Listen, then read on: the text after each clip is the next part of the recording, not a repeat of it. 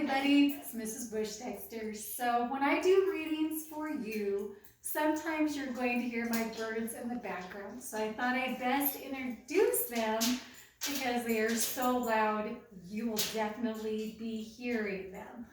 This is Max, and in his cage, just for right now, is Charlie.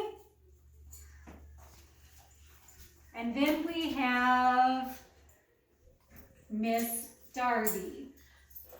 And these are my loud birds. I have other birds, but these are the ones that sometimes you will hear. So now we know, everybody.